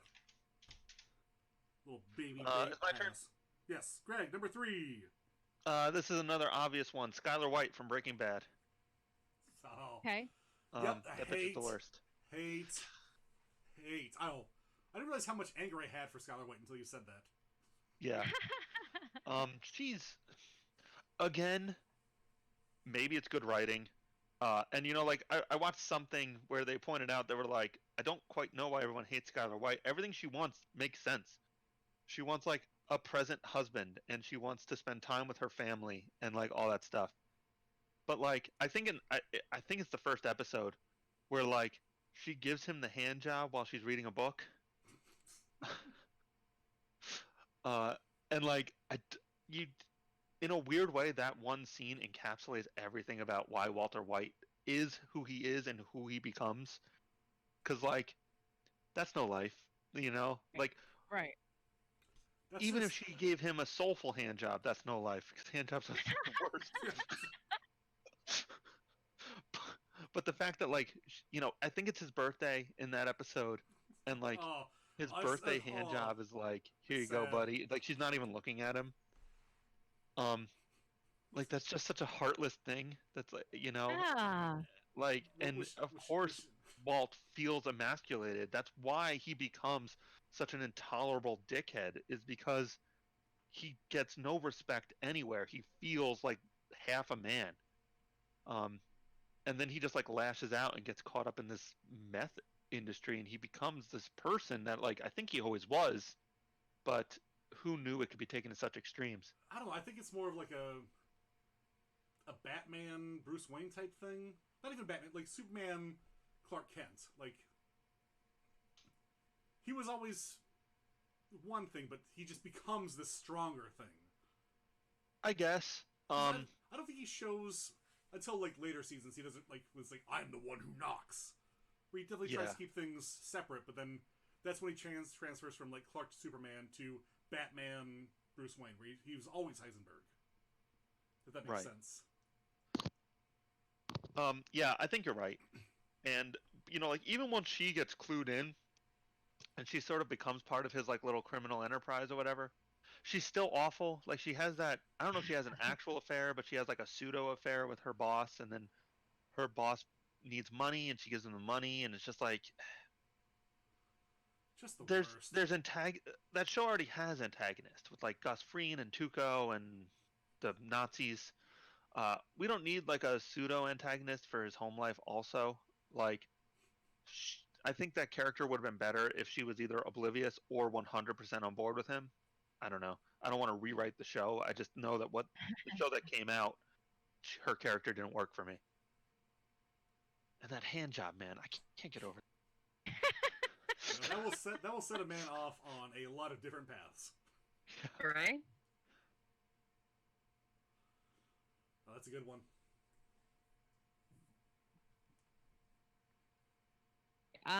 So my number 3 is Peggy Hill. Oh, Because King of the Hill is such a great cartoon, and she stands out just as sucking so hard in it. She's oblivious. She's delusional. She makes everything about her. I have very mixed feelings about that. I believe we both had. I think we've had this conversation at some point. I think we had it last week. Yeah. You are correct. Peggy Hill is an insufferable character. But I think the show knows that. And they give her almost no redemption for being insufferable. Right. Like every time she steps up and is like, I'm better than everyone else, the show knocks her down a peg. Peg. So like I agree. I just hate to watch it. I agree that she is a character that like I don't resonate with, but I also think the show has the wherewithal to never make her correct. Definitely. I just like whenever there's a Peggy episode, I cringe. Oh, For yeah. sure. Oh, obviously, yeah. For sure. I'm only half arguing against you here. I hear you. Ty, your number 3. I'm gonna weigh on Peggy too. Oh, He's got to clean his glasses. He can't talk and clean. I can't. Priorities. That's what we do when we're thinking about stuff. Oh, right. Right on. Peggy sucks, but I think she's necessary to the show as a counterpoint to everything else that's going on. You know, like you need her to be like well, actually, I think that meh, and you'd be like, shut up, Peg.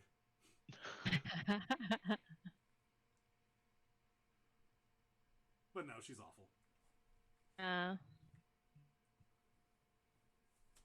My number 3 goes to specifically Jared Leto's Joker. Okay, great one. In a movie full of terrible characters, one terrible character rises above them all with terrible face tattoos, an awful grating laugh, and just being. He complains that they cut out most of his scenes. They should have cut him out completely. Jared Leto's Joker. So awful. I completely agree with that pick. I don't hate it. Because now that the Joaquin Phoenix Joker, I feel like there was a lot of love for that Joker. I feel like we're going to see the next generation really celebrating that Joker, and it makes me sick to my ass because it's just that character has nothing to do with the Joker.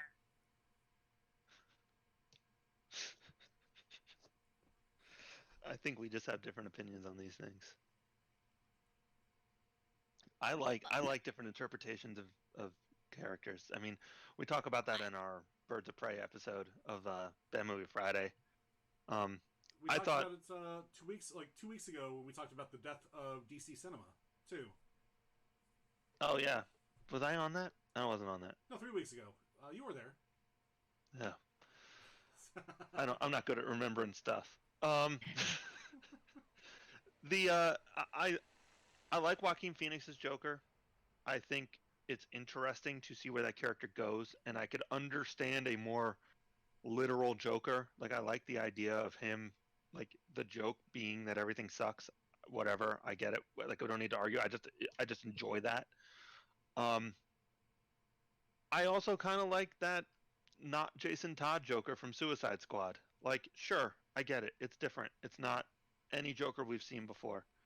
Um, but just as we were talking about Hannibal, like everybody can bring their own take onto a character, like as long as the themes are still there. And like I mean, I don't exactly know what joke Jared Leto's Joker was telling, but I'm interested to find out. I think that's a big problem because like I can look at Jack Nicholson's Joker and Heath Ledger's Joker and Mark Hamill's Joker and Joaquin Phoenix's Joker, and I recognize that's the Joker.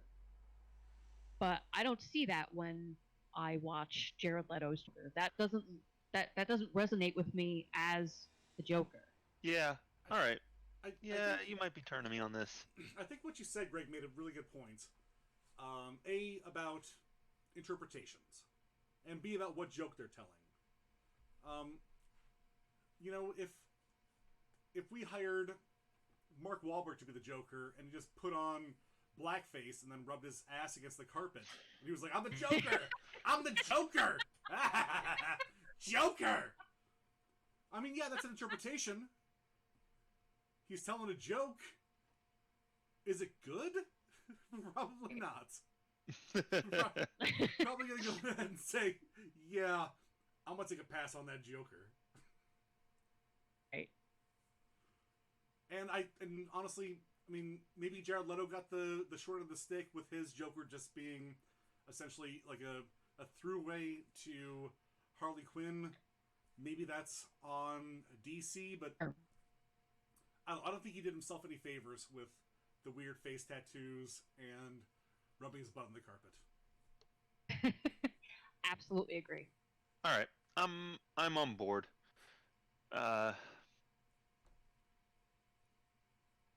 Yeah, that movie sucks. It really does. Yes. Thank you. Yes, I'm Also, all for different interpretations, but you still have to interpret something. maintain some semblance of the character. I still have to recognize the core character. I do want to see blackface Mark Wahlberg rubbing his ass against the Absolutely. Yeah, I'm 100% on board with that. Definitely see that movie. For context, I did not love Joker, the newest movie. I thought the first half was an insufferable mess. I thought the second half was kind of good. I think it should have ended like 5 minutes earlier. I haven't even seen that Joker yet. Oh, really? I look at the character and okay, that makes sense to me that that's the Joker. Joaquin Phoenix is super good in that movie. Sure he is. I may not look forward to seeing it, but like I say, I have no problem with different interpretations. I just have to recognize that there's a core character there. Sure, and I get that. My number two. Number right? 2. I missed our number 2 stings. Number 2 in seasons 7, 8, and 9. Wait, go again. Sorry, I didn't hear you. Love this pick.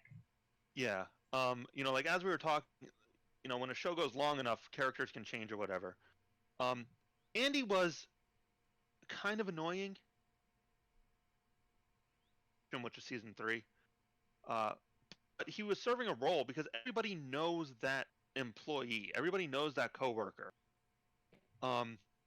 you know, and like he was trying to sabotage a little bit. He just took himself way too intense, but like it was fine. And you know, like he kind of grows a little bit to the point where he punches that hole in the wall so he could go shoot the Hangover. Um, and like he comes back and he's still kind of an asshole, but they turn him into a likable character eventually. But once Redeemable Michael qualities. leaves and he becomes the boss, he's a completely different character. Yes. And he's obnoxious and aloof and a cartoon. And like one of his most, you know, discernible or one of his best characteristics was that he really liked Erin, and he was just too much of a fucking spaz to get with her. And she's a literal idiot in that show, so Right. it's in a, you know, like that makes up. But by the time he inherits the boat and like he abandons his job and then he comes back and he tries to sabotage Nellie, even though I get it, she was a terrible character too. She was almost on this list also. Oh yeah, I forgot about Another her. good You pick. know, like he's like a bad Michael. Michael was also like an aloof asshole, but like you always felt like he was trying his best. You know, like Michael didn't never understood why he was being an idiot. Andy like He lacked is he lacked any self-awareness. right. Well, he was a dude who was thrust into this position because he was so good at what he did, and then just doing what he can. Like I love Right. that picture with him like shaking hands where he's wearing the fanny pack and he's like, he's a great salesman. But But Andy's not aloof. Like he, you know, obviously they make the joke. He went to Cornell. He's not a dummy. Like at no point was he an idiot in the show. He just had like trouble connecting with people. By the end of the season, he was like malicious on purpose and like aloof on purpose. It was just awful. I really hated where that character was. I agree. yeah, I think when they did the Angela Andy wedding breakup thing, I think that was kind of the end of his character for me. Yeah. And that's like a general problem I have with TV shows, especially sitcoms, post Friends, where like characters hook up not because there's any reason for them to hook up, but because they are characters in a show. Sure. And actually, you know, The Office actually kind of did that differently for the first and into the second season a little bit, where like, you know, Amy Adams was in The Office. Jim dated Amy Adams for like 4 or 5 episodes at the end of season 1 into season 2. Purse Girl. Like, right, Purse Girl. So like these characters had relationships outside of The Office. You know, even Phyllis was dating Bob Vance. Bob Vance shows up from time to time, but like that's a relationship outside of The Office. I love we But see by the end, it was just like, okay, well, Gabe's dating her now, and Nellie's got a thing for Toby maybe, and Dwight and Angela have to hook up, and like, Oh, don't forget I don't know, we introduced like 2 new characters with Stain and Clark Yeah. Duke, who I love. Yep. I love Clark Duke. Yeah. But we got that Hey, those Dwight. 2 guys and Yeah, so like, I hate when, and going back to How I Met Your Mother, like, Barney and Robin never made any fucking sense to me, other than they were characters who knew each other. And sometimes that is how it happens. Sometimes 2 people who just know each other eventually start fucking. That's But fair. like, you know, they were getting married. Why? Neither of those characters wanted to be married at any point. So it drives me crazy when just like everyone hooks up with everyone, and by the end of The Office, that was like they were just fishing so hard for another Jim and Pam dynamic that they just stuck everybody together to see what would take, and none of it took because none of it made any sense. yeah, those last few seasons were super rough. I used to be kind of a champion for them. Like I didn't think they were as bad as people made them out to be, but on my most recent watch through, they are so much worse than I thought they were. Yeah. On my So Netflix, many of their motivations don't make sense. Right. They're just cranking shit out for seemingly no reason. It's just painful to watch. if you go through my Office Netflix watch list, Scott's Tots still has 0 minutes watched. Scott's Scott's Tots is the I worst get- I love episode that one. ever. I can't watch that episode. It's Nope. literally I the only. love It's it. the only episode I skip. It's unwatchable. Fucking love it. Unwatchable. Hey, Mrs. Scott, what you gonna do? What you gonna do? Make a dream What you come gonna do to true? make a dreams come true? Oh, pass. No, turn it off. Turn it off. I will throw a Molotov cocktail at my TV to stop it. But Stanley's so genuinely happy in that episode. That's that brilliant moment where he's just holding up the paper laughing. I don't know what. I wouldn't even I know. love that Yeah. with Stanley. Right? I have no reference. I've seen every episode of The Office minimum 20 times. I saw that episode once. One time. Literally, Yep. he's holding up a paper with a headline that says "Man agrees to pay tuition" or whatever, from the day that he agreed, and he's like, "Has it been that long already?" And he's still laughing, holding the paper up. He's having such a good time. Which is a funny joke, sure. But Love like, Happy I just Stanley. can't do it, man. Angela could go full frontal nudity in that episode. I would not remember it. Yeah. Faith, it number me two. again? Number two? Greg, No, we're number number two. one, right? Oh no, that. Oh, that that's was my Andy number two. Bernard, right? Yes. Oh, right. I know what Alright. we're doing. My number two is Dante Alighieri, because he wrote himself into a weird self-righteous condemnation fantasy. Like, who fucking does that, you weirdo? First off, Faith, I mean, it's first off, it's Dante Alighieri, and second off, I mean, yeah. What's he gonna do? I mean, I'll take a walk through hell. I don't care. no, it's a good story, but it's just weird that he wrote himself into that role. Yeah. Like, But- what makes you so special? My name's Dante Alighieri. Enjoy this new book about my character, Bonte Schmalishmari, who takes a Pretty walk much, he through keeps- hell. He Chief Torbs himself. Weird. Figured I'd throw in a literary figure. That's a bit of a time capsule thing. I don't know. It's just maybe he thought that was be his biography. You know, it's like, oh, I did this. Yep, Sure, And it he was did, me. but I was it's such a douchebag move. I was bebopping and scatting through the 9 circles of hell. 10 circles? How many circles? 9 of them. that was me. I was there the entire time. Does he? Why? I don't know much about that story other than the concept in general. Does he go to hell? Like, is he dying to get sent to hell, or is he just find like a gateway and decides to take a little stroll? He falls asleep like in the woods, and he wakes up in this dreamlike state, and then he goes through purgatory, and he runs into I don't remember which one of the ancient poets he runs into, but he guides him through hell, and he sees all these different people, some of them whom he had actual beef with, which, okay, cool, whatever. But That's amazing.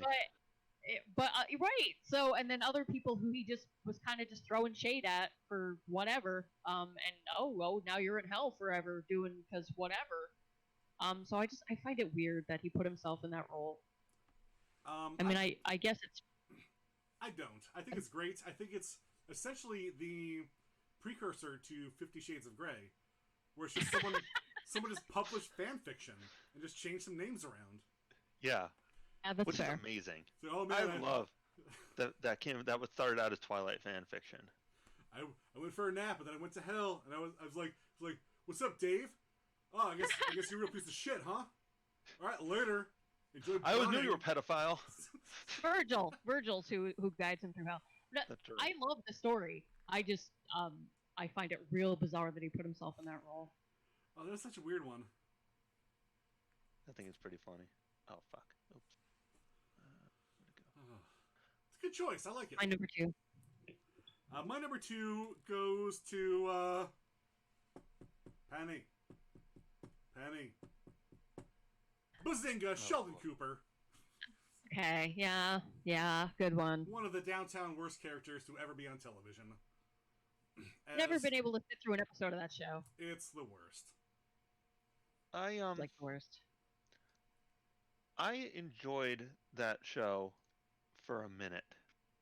And then I do my best not to get caught up in stuff like this. But eventually, Big Bang Theory became such a part of the cultural zeitgeist that like all my enjoyment left. Slash also, as like a legit 100% nerd, I have like, what's the best way to put this? I have real beef with their portrayal of nerds. Yes. Oh yeah. Because truthfully, I don't think a lot of what they did was inaccurate. Like, I think they actually, yes, some things were accentuated, but like at the same time, like that is kind of how nerds operate a lot. Yeah. But... like I mean, I have a picture of me and Ty playing League of Legends together on separate laptops. Like, Aw. That's kind of precious. That's a good picture. So like, there is some truth behind it, and that's all comedy is truth ranked up to 11. But my issue came with the fact that I don't think that show was ever laughing with the nerds. I think they were laughing at the nerds. That's my Hard issue. agree. It's not a matter of like if we post that picture on our Facebook or whatever, Twitter, whenever we took that, it was like, check this out, we're playing games. If someone took that and posted it on like www.nerdsoffacebook.net, that's a mean thing. And that's what these guys did. It's just, they are co-opting a culture in a way that they're basically just doing what people did in high school with people like us, where it's like, oh, you guys play video games? Look at how weird you are. Bazinga, bazooka, right. And I hate it. And like, I make this comparison trepidatiously because I don't want to associate this with like the severity of what I'm about to say, but it did always feel to me like nerd blackface. Yeah.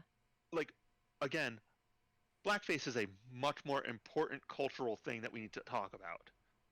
Sure. But why don't we at no point did I feel like this was a show for nerds by nerds. I felt like it was people pretending to be nerds so people outside the culture can laugh at. Right. That's exactly what it is. They laughed at the nerds. They were like, "Oh well, I have a Flash T-shirt. I'm just like those guys. I love science." Yeah. So that's a good pick. I find all those characters insufferable. Singling out Sheldon. Right. Yeah, I mean. Or was it Leonard? Who was it? I don't care. They're all the worst. Leonard's like he's kind of the main nerd, but Sheldon, he's the one everybody wants to be. He's the one who has like 2 shows now. It's like Sheldon, then young Sheldon, now old Sheldon, and then there's like dog Sheldon probably. Sheldon goes to hell and takes a walk with Virgil. Yeah. Heldon. Coming this summer. Hard pass on that bullshit. Yeah, for sure. That's how you franchise. Brand awareness. Oh. Greg, number 1. My number 1, Scott Templeton from the season 5 of The Wire. I really gotta Still watch haven't seen The Wire. Yeah. Okay, well, you both should stop doing this dumb shit right now and go watch it. Done. We're in fucking quarantine dream. All right, we need. This is no. There was no better time in the history of the planet than right now to do this. Okay. So, I guess since neither of you have seen this, I'm gonna have to do a little bit of a setup to it. So The Wire is my favorite TV show of all time. And it's not even close. In seasons 1 through 4, they are nearly perfect in setting up this interconnectivity between, politics and the effects that politics have, and systems of a city and how they interact with each other and all this stuff. And while certain things are still built up because it still has to be a TV show, within context, everything is very realistic in that show. Like, you can believe that all these characters are acting the way that real police officers would act, real drug dealers would act, and how everybody in between would interact with each other. and how the world would react around it. Season 5 changes fucking all of that. Now, again, each season takes on a single concept and then ties it back into the other seasons. So, season 1 was just simple bureaucracy, both through drug dealers and the government. Season 2 was dock workers. Season 3 was politics. Season 3 was politics. Season 4 was school systems. Season 5 was newspapers. Okay. And one of the main characters that season was Scott Templeton, who was like a up and coming newspaper reporter who starts making up stories, starts making up facts, doesn't actually do the job, which happened in real life with that Glass guy, Sure. played by Hayden Christensen, tie back around. But then one of the other main characters, Jimmy McNulty, who's one of the best TV shows characters of all time, he starts to get real fucking sitcom-y with this shit. Like, the police department is not funding anything because there's a budget discretion problem. So McNulty starts making up serial killers and like starts pretending that he's the serial killer, and then he finds out that Scott Templeton is making up stuff, so he sort of like ropes him in too because he's already making shit up, so he might as well keep doing it. And the whole season is a fucking catastrophe. It like the entire show goes off the fucking rails at that point. And that one character encapsulates everything that's fucking wrong with that season, because he is also kind of sitcom-y. And like, again, I know it happened in real life, but like, it just doesn't make any sense that any character would act the way he's acting, and it doesn't make any sense that nobody else would understand what he was doing. And on top of that, he has like the most punchable face in the history of like TVs. He has this awful voice, and he's so indignant, and like he's set up directly in opposition to who's supposed to be like the main good guy, even though there's no good guys in that show. The main good guy of that season. And like, it's just infuriating. And again, the writer of The Wires, David Simon, he was a newspaper guy in Baltimore, so I think he knew the show was coming to an end, and he's like, I just want to tell this story from my perspective. And it's really obvious that he made a character as like a facsimile of himself, who's just like righteous and correct all the time. Dante. Yeah, basically. Yeah, wow. And in that character, he's supposed to be the good guy, and Scott is in just like direct opposition to him. And like, neither of those characters are good, but one of them is a whiny bitch, so of course you're not going to like him at all. Sure. When Ty said we were doing this list, if I thought you guys would have any context, I would have just named Scott Templeton as 1 through 5. I wouldn't have even bothered all this other bullshit. He's so awful. He's so incredibly awful. He is the worst character on the best show of all time in the worst season. And it makes me want to scream every time he's on the fucking screen. And then, I mean, spoiler alert, in the end, he wins a Pulitzer for his bullshit. And the guy who's supposed to be right gets fired. Wow. Yeah. It's on my list now, and we will have a Templeton cast once we finish it. Yeah. Look, seriously. And like, general Wire disclaimer, and I hate that I have to do this. The first like 3 episodes are slow because the show literally takes no time to set anything up.